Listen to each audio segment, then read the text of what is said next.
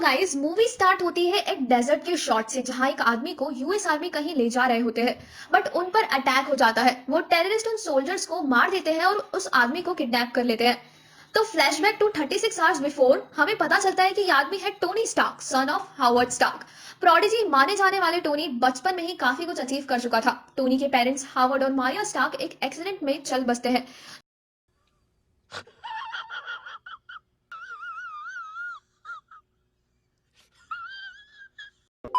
जो कि 1991 में हुआ था। जिसके बाद ओबाडाया स्टेट ने स्टार्क इंडस्ट्रीज को संभाला। फिर जब टोनी 21 साल का हुआ तो उसे सीईओ बना दिया गया। उसे अपने काम के लिए अवार्ड दिया जाता है बट वो वहां प्रेजेंट ही नहीं होता है। उसकी जगह स्टेन उसका अवार्ड रिसीव करता है। टोनी का एटीट्यूड बहुत ही कॉकी है और वो लड़कियों के पीछे भागता है। अगले दिन हमें पेपर पॉट्स, जो कि टोनी की असिस्टेंट है, उससे इंट्रोड्यूस कराया जाता है। After all these years, Tony still has you picking up the dry cleaning. I do anything and everything that Mr. Stark requires, including occasionally taking out the trash. Will that be all? Travis Tony का personal AI है जो घर का ध्यान रखता है। Tony का best friend roads, जो कि आर्मी में है, वो उसके साथ अफगानिस्तान आर्मी के बेस पर जाते हैं। वहां टोनी पूरी आर्मी को अपनी नई मिसाइल के बारे में बताता है। For your consideration, the Jericho. फिर वही सीन आता है जहां उसे किडनैप कर लिया जाता है। वो बेहोशी से उठता है और पाता है कि उसके सीने पर एक बैटरी जैसा कुछ लगा हुआ है। जिस आदमी ने उसका ऑपरेशन किया है वो बताता है कि उसने इलेक्ट्रोमैग्नेट यूज किया है, क्योंकि जो ब्लास्ट से वो बेहोश हुआ था उसी की वजह से उसकी बॉडी में बहुत सारे मेटल के टुकड़े उसके दिल के पास फंसे हुए थे और वो उससे मर भी सकता था। बट इलेक्ट्रोमैग्नेट की वजह से ऐसा नहीं होगा। उसका साथी, जिसका नाम है येंसेन, वो उसे बताता है कि उसके पास सिर्फ एक वीक है, क्योंकि ऑपरेशन परमानेंट नहीं है। जिस गुफा में वो है वहां कैमरेज लगे हुए हैं। वही टेररिस्ट आते हैं और टोनी को मिसाइल बिल्ड अप करने के लिए कहते हैं। उसे वो बाहर ले जाते हैं जहां वो देखता है कि टेररिस्ट ने उसके बहुत सारे वेपन्स इकट्ठे कर रखे हैं। वो टोनी को जेरिको मिसाइल बिल्ड करने का ऑर्डर देते हैं और कहते हैं कि जो सामान उन्हें चाहिए वो देंगे। येंसेन और टोनी कुछ और ही करने का डिसाइड करते हैं, क्योंकि बाकी टेररिस्ट टाइम्स के बारे में कुछ नहीं जानते। उन्हें लगता है कि टोनी नॉर्मली ही काम कर रहा है। वो एक छोटा आर्क रिएक्टर बनाता है। वो येंसेन को अपने सूट के प्लान के बारे में बताता है। टेररिस्ट ग्रुप का जो लीडर है वो काफी चालाक है और उसे शक होता है कि कुछ और ही कर रहे हैं। वो उन दोनों को आकर धमकाता है और सिर्फ एक दिन का टाइम देता है। टोनी जल्दी काम खत्म करने के बाद अपना सूट बना लेता है। सूट को प्रॉपरली सिंक्रोनाइज करने के लिए उन्हें कुछ टाइम चाहिए होता है, जिसमें येंसेन डाइवर्जन प्रोवाइड करता है। उतनी देर में टोनी का सूट रेडी हो जाता है। वो अपनी एस्केप शुरू करता है बट देखता है कि येंसेन को गोली लग गई है और वो मर जाता है।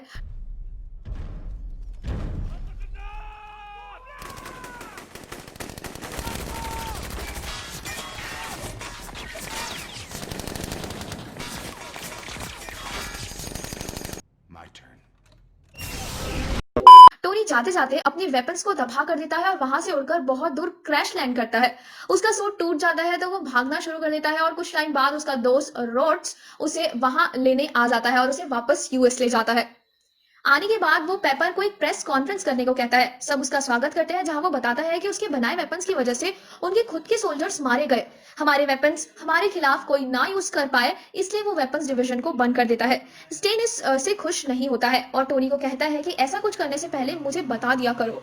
वो अब आर्क रिएक्टर की टेक्नोलॉजी पर काम करना शुरू करते हैं। स्टेन को लगता है कि ये काम नहीं करेगा, बट जब टोनी उसे अपने अंदर लगा आर्क रिएक्टर दिखाता है तो वो मान जाता है। अगले सीन में टोनी पेपर को एक नया आर्क रिएक्टर उसकी बॉडी में फिट करने को कहता है, जो पेपर को बहुत अजीब लगता है। पुराने वाला आर्क रिएक्टर पेपर के पास है। टोनी रॉड से मिलने जाता है। वो चाहता है कि रोड्स उसके नेक्स्ट प्रोजेक्ट में उसका साथ दे, बट वो मना कर देता है। अब टोनी एक नए सूट को बनाने में लग जाता है। वापस अफगानिस्तान, जहां टोनी का पहला सूट क्रैश लैंड हुआ था, वहां पर वही टेररिस्ट उस सूट के पार्ट इकट्ठे कर रहे होते हैं। टोनी एक एक करके सारे पार्ट्स असेंबल कर रहा होता है। 2, 1. वहां स्टेन आ जाता है और टोनी को बताता है कि उनकी कंपनी का बोर्ड उन्हें सीईओ की पोजीशन से हटाने का इंजंक्शन फाइल किया है।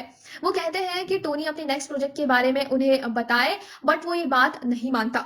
एक एक करके वो सूट बना लेता है और पहली बार हवा में उड़ने का ट्राई करता है। वो रात में हाईएस्ट अल्टीट्यूड का रिकॉर्ड तोड़ने की कोशिश करता है, बट उसका सूट ठंड की वजह से जम जाता है और वो गिरने लग जाता है।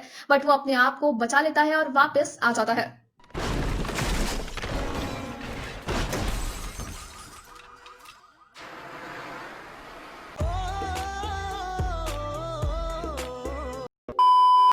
बेसमेंट में पेपर उसके लिए गिफ्ट छोड़कर जाती है। अगले सीन में पता चलता है कि टेररिस्ट और उनका लीडर पुराना सूट असेंबल कर रहे हैं। वापस लैब में टोनी देखता है कि एक हाई सोसाइटी की पार्टी में उसे नहीं बुलाया जाता, जिसके लिए फंड वही प्रोवाइड करता है। वो वहां जाता है, स्टेन से मिलता है और अंदर जाता है, जहां वो एजेंट कोल्सन से मिलता है। वो फ्यूचर मीटिंग के लिए अग्री करता है, बट उसका ध्यान कहीं और ही है। वो और पेपर रोमांटिकली क्लोज होने लगते हैं और जब टोनी वापस ड्रिंक लेने के लिए जाता है तो शुरुआत वाली रिपोर्टर उससे मिलती है। वो उसे फोटो दिखाती है जहां एक विलेज में उसी के वेपन से लोगों को मारा जा रहा है। टोनी स्टेन से जाकर सवाल मांगता है और स्टेन उसे बताता है कि बोर्ड ने नहीं, उसने खुद टोनी के खिलाफ ऑर्डर पास किए थे। टोनी उसी विलेज के हाल के बारे में टीवी पर देखता है और हमें पता चलता है कि ये वही टेररिस्ट ग्रुप है जिसने टोनी को किडनैप किया था। इनका नाम है 10 रिंग्स। टोनी अपने कंप्लीटेड सूट को फाइनली पहनता है और विलेज की तरफ निकल जाता है। Superhero landing. Wait for it. Superhero landing. Yeah, that's really hard on your knees. वो विलेज में जाकर सारे टेररिस्ट को मार देता है और अपने वेपन्स के स्टैशेस को भी तबाह कर देता है।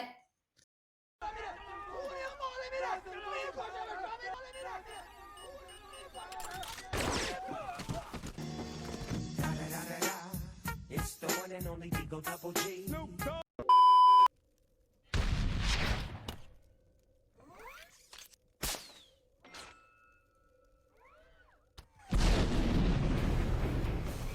उधर यूएस मिलिट्री टोनी के सूट को रडार में देखकर चौकन्ने हो जाते हैं और उस पर अटैक करने का ऑर्डर देते हैं। रोड्स वहीं पर है और टोनी उसे बताता है कि उस सूट में वही है। उन दोनों जेट्स में से एक जेट तबाह हो जाता है जिसे पायलट इजेक्ट करता है, बट उसका पैराशूट का लॉक नहीं खुलता। टोनी वापस आकर उसका लॉक खोल देता है और वो पायलट बच जाता है। पेपर को भी पता चलता है कि उस सूट में टोनी ही था। अगले सीन में स्टेन किसी जगह जाता है और पता चलता है कि वो 10 रिंग्स के साथ मिला हुआ है। सब के सब चोर हैं साले। स्टेन उस लीडर से नेगोशिएट करता है जिसमें लीडर कहते हैं कि अगर वो सोल्जर्स बनाकर देगा तो वो उसे डिजाइन देंगे। स्टेन एक डिवाइस यूज करके उसे पैरालाइज कर देता है, जिसके बाद वो उसके डिजाइन को चुरा लेता है और बाकी सब लोगों को मार देता है। उसे सूट बनाने के लिए एक आर्क रिएक्टर चाहिए। अगले सीन में टोनी पेपर को उसके ऑफिस में जाकर हैक करने को कहता है। अगर वो ऐसा कर लेगी तो उन्हें कंपनी के सारे शिपिंग रिकॉर्ड्स मिल जाएंगे। पेपर ऑफिस में जाती है, मेन कंप्यूटर को हैक कर लेती है और पाती है वहां टेररिस्ट से रिलेटेड काफी डाटा पड़ा है। वो ये सब कॉपी कर ही रही होती है, बट वहां स्टेन आ जाता है। वो जैसे तैसे करके स्टेन से बच जाती है, बट स्टेन को उसके काम का पता चल जाता है। उसकी खुशकिस्मती से एजेंट कोल्सन उसे बाहर मिल जाता है और वो वहां से भाग जाते हैं। स्टेन के साइंटिस्ट आर्क रिएक्टर नहीं बना पा रहे हैं, जिस वजह से वो और भी फ्रस्ट्रेटेड हो जाता है, जिस वजह से वो टोनी के पास जाकर वही पैरालिसिस का डिवाइस यूज करता है और उसका आर्क रिएक्टर चुरा लेता है। वो बताता है टोनी पर अटैक उसी ने करवाया था, टोनी को जिंदा रहने के लिए एक आर्क रिएक्टर चाहिए। पेपर रोड्स को कॉल करके सब बताती है और उसे टोनी के घर जाने को कहती है। टोनी अपनी लैब में पेपर का दिया हुआ गिफ्ट, जो कि उसका पुराना आर्क रिएक्टर था, उसे लेने जाता है, बट उसे लगा नहीं पाता। उधर स्टेन आर्क रिएक्टर लगाकर पूरा सूट कंप्लीट कर देता है। रोड्स वहां आकर टोनी का रिएक्टर लगा देता है। पेपर फैसिलिटी में एजेंट कोल्सन के साथ स्टेन को पकड़ने आती है, बट वो सूट की वजह से सबको मार देता है। टोनी उससे लड़ने के लिए खुद सूट पहन लेता है। वो दोनों लड़ने लगते हैं, जहां टोनी फर्स्ट टाइम अपना signature move chest repulsor attack use करता है। स्टेन का सूट बहुत पावरफुल है और टोनी के पास भी पावर कम है।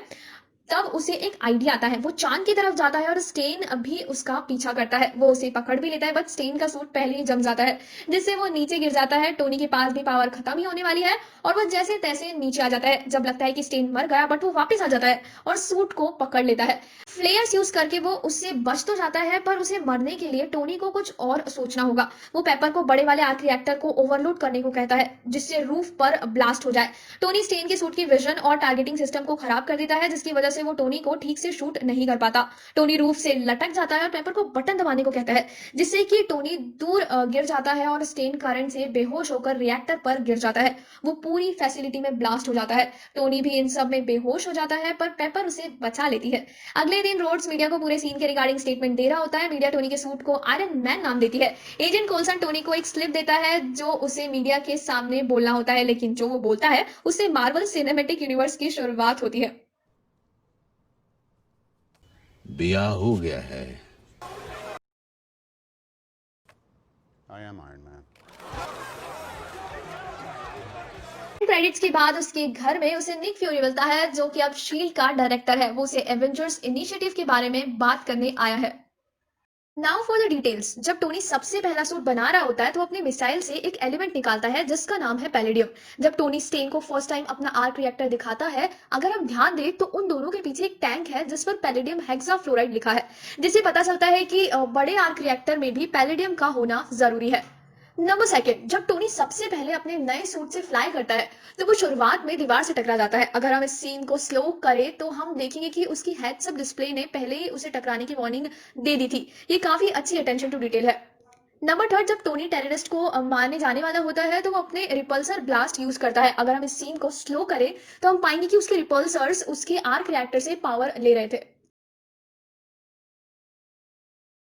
नंबर फोर, जब पेपर टोनी को पहली बार सूट में देखती है, हम पाएंगे कि कैप्टन अमेरिका की अनफिनिश शील्ड पीछे ही रखी है। नंबर फिफ्थ, जब टोनी जार्विस को सूट के रिगार्डिंग इंस्ट्रक्शन दे रहा होता है तो उसके पीछे की स्क्रीन पर अगर हम जूम करें तो हम पाएंगे कि जार्विस उसकी सारी बातें रिकॉर्ड कर रहा होता है। एक और इंपॉर्टेंट चीज ये है कि जब टीवी पर एंकर न्यूज दे रही होती है, जार्विस उसकी आवाज को रिकॉर्ड नहीं करता, जिसका मतलब है जार्विस डिफरेंट वॉइसेस को रिकॉग्नाइज भी कर सकता है। नंबर सिक्स, जब टोनी अपने सूट को रिकलर करने वाला होता है तो स्क्रीन पर उसका कलर ओरिजिनली गोल्ड दिखाई देता है। कॉमिक्स में आयरन मैन का अर्ली सूट गोल्ड कलर में था, जो एक अच्छा कॉलबैक है। नंबर सेवन, जब टोनी एंड में न्यूज़पेपर पढ़ रहा होता है तो उस न्यूज़पेपर के फ्रंट पेज पर एक आर्टिकल है जिसमें आयरन मैन की फोटो छपी है। ये फोटो एक्चुअली में एक लीक्ड फोटो है जो कि किसी ने मूवी सेट पर बाहर से खींची थी। नंबर एट, आपने मूवी का एंड क्रेडिट सीन को तो देखा ही होगा, बट एक्चुअली निक फ्यूरी का एक डिलीटेड सीन भी है।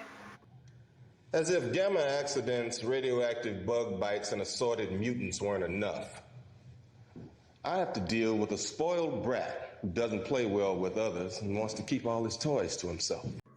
इस सीन में Nick Fury indirectly Hulk, Spider Man और म्यूटेंट्स यानी एक्समैन की एग्जिस्टेंस को बता रहा है, बट उस टाइम स्टूडियोज के पास इन सब कैरेक्टर्स के राइट्स नहीं थे तो उन्होंने इस सीन को हटा दिया। So thank you guys, hope you enjoyed the video. अगर आपको हमारा काम पसंद आया हो तो लाइक एंड सब्सक्राइब जरूर कर देना। अगेन हम एम कर रहे हैं एटलीस्ट 80+ लाइक्स का। Thank you so much guys.